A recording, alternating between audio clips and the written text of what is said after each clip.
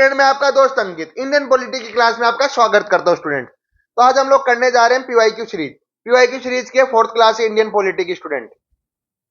तो आज हम लोग कौन से पीवाईक्यू करने वाले हैं? लास्ट क्लासेस में मैंने basic structure doctrine judicial review पूरा डिटेल में पढ़ाया है आपको, तो उसी के पीवाईक्यू लेके आया हूं मैं, जो यूपीएससी में आए हुए हैं। पीवाईक्यू है टोटल ये स्टूडेंट्स। चलिए शुरू करते हैं। तो ज्यादा पीवाईक्यू नहीं है, 3-4 क्वेश्चन ही आए हुए हैं यूपीएससी में, तो मैं आपको करवा देता हूँ इस क्लास में। तो छोटी सी वीडियो होगी स्टूडेंट ये, तो देखिए स्टूडेंट। तो दिख रहा होगा स्टूडेंट्स आपको, मैं जूम कर देता हूं। जी हाँ। तो जब भी स्टूडेंट आप ये वीडियो देख रहे हैं तो क्वेश्चन को हमेशा वीडियो को पॉज करके क्वेश्चन पढ़ के पहले आंसर करिए, देन आंसर मैच करिए और फिर देखिए कि आपका क्वेश्चन सही हो रहा है गलत हो रहा है। समझ गए स्टूडेंट? ऐसे डायरेक्ट आप देखोगे तो शायद आपको उतना मजा नहीं आएगा। और हमेशा याद करना, देखो स्टूडेंट, पीवाईक्यू बहुत ज्यादा इंपॉर्टेंट होते हैं। बिना पीवाईक्यू मतलब हम नहीं पता चल कर सकते कि हमारा कितना मतलब हमारे को आ रहा है टॉपिक समझ में। क्योंकि टॉपिक के एक दो टॉपिक बहुत सारे होते हैं, उसमें क्या याद करना है क्या पढ़ना है वो पीवाईक्यू देख के ही एनालिसिस किया जा सकता है। बिना पीवाईक्यू के कोई पॉसिबिलिटी नहीं है स्टूडेंट। तो चलिए पहला पीवाईक्यू देखिए जो 2012 में आया हुआ है। कब आया स्टूडेंट? 2012 में क्वेश्चन आया हुआ है। तो देखिए, with reference to the constitution of India, with reference to the constitution of India consider the following statement. तो कॉन्स्टिट्यूशन ऑफ इंडिया के अकॉर्डिंग कुछ स्टेटमेंट दी गई है, तो बताना है कि which of the statement given are correct. तो देखिए स्टूडेंट, ये वाला वर्ड आपको हमेशा पढ़ना है। यहाँ पे यूपीएससी बड़ा मतलब चालाकी से कर देता है। यहाँ पे पूछे करेक्ट स्टेटमेंट कौन सी है, तो अभी मैंने स्टेटमेंट पढ़ी नहीं है, मैं बता देता हूँ करेक्ट पूछी है। समझ गए स्टूडेंट? तो पहला ऑप्शन देखिए, an amendment to the constitution of India can not violate the basic structure of the constitution. बोल रहा है कि कोई भी अमेंडमेंट किया जाता है कॉन्स्टिट्यूशन का, वो वायलेट नहीं कर सकता basic structure of the constitution को। ठीक है। Second statement, the power of judicial review, ये basic structure of the constitution of India. जो जुडिशियल रिव्यू का पावर है वो क्या बेसिक स्ट्रक्चर है कॉन्स्टिट्यूशन ऑफ इंडिया का? बताइए student. Next statement, the constitution of India define its basic structure in term of federalism, secularism, fundamental rights. जो constitution of India define करता है basic structure in terms of federalism, secularism, fundamental right, क्या define करता है? तो ये word ध्यान से पढ़िए, डिफाइन, है ना। तो स्टेटमेंट कौन सा करेक्ट है? 1 2 2 3 1 3 या 1 2 3? बताइए स्टूडेंट, टेक ए टाइम, कोशिश करिए, एलिमिनेट करने की कोशिश करिए। यहाँ पे एलिमिनेशन टैक्टिक लगेगी, आजकल हट चुकी है, लेकिन फिर भी कोशिश करिए, एलिमिनेशन से करने की कोशिश करिए स्टूडेंट, जल्दी से फटाफट। तो जी हाँ, तो वापस पढ़िए, an amendment to the constitution of India can not violate basic structure of the constitution. जी हाँ, ये स्टेटमेंट एकदम करेक्ट है कि जो अमेंडमेंट किए जाते हैं वो वायलेट नहीं कर सकता बेसिक स्ट्रक्चर को। समझ गए student? Second, the power of judicial review is a basic feature of the constitution of India. ये स्टेटमेंट भी एकदम सही है स्टूडेंट, कि जो पावर है जुडिशियल रिव्यू का वो भी बेसिक फीचर है कॉन्स्टिट्यूशन ऑफ इंडिया का।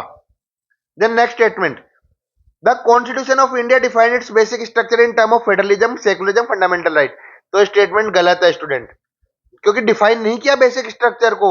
ये केसेस जो हमने सोल्व मतलब सुप्रीम कोर्ट के पास अलग अलग केसेस आए, उससे डिफाइन हुआ है बेसिक स्ट्रक्चर, जो आगे वाले टाइम में फेडरलिज्म, सेकुलरिज्म, फंडामेंटल राइट या और भी चीजों में लागू होता है। तो उसके हिसाब से देखो थर्ड दैट ज्यादा नहीं हो सकता, इसमें भी थर्ड है, ये भी नहीं होगा, ये भी नहीं होगा। तो आंसर क्या होगा?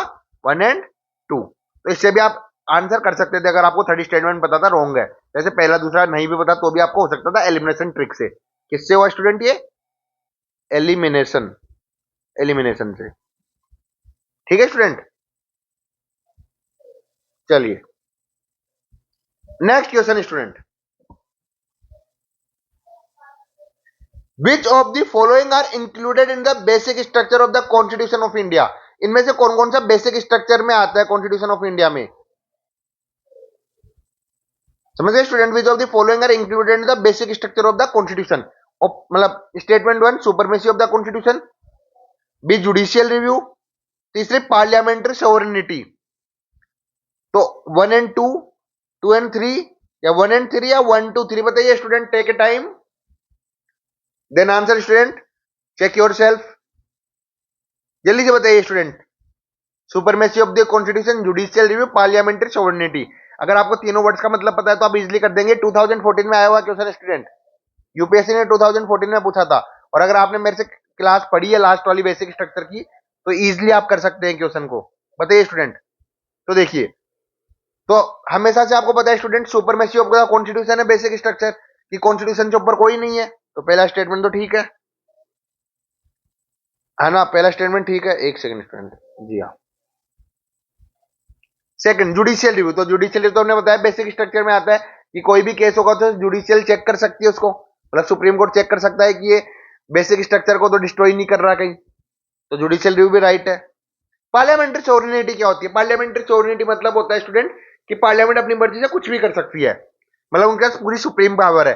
तो ये तो हमने बता दिया था, डेमोक्रेसी में कुछ भी सुप्रीम नहीं होता है, तो ये स्टेटमेंट बिल्कुल गलत है। तो यहाँ पे भी एलिमिनेशन लगाइए, ये भी गलत हो गया, इसमें भी 3 ये भी गलत, ये भी गलत, तो आंसर क्या होगा?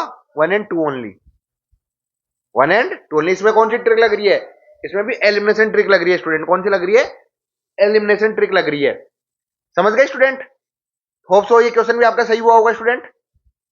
जिनका भी सही हो रहा है वो कमेंट्स में बताइए मुझे, किन किन के सारे सही आ रहे हैं आंसर्स। चलिए नेक्स्ट क्वेश्चन करते हैं स्टूडेंट।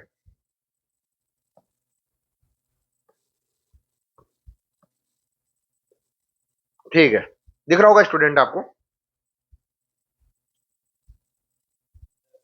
चलिए स्टूडेंट नेक्स्ट क्वेश्चन, ये 2016 में आया हुआ है। Judicial reviews in India is based on which of the following principle? Rule of law, parliamentary sovereignty, supremacy of the constitution and due process of law. Student ये काट दो, ये गलत है, मैं इसको हटा देता हूँ एक बार। ये चेक, ये देखिए, मतलब ये गलत है। ओनली 4 ऑप्शन आपके पास स्टूडेंट, समझ गए स्टूडेंट?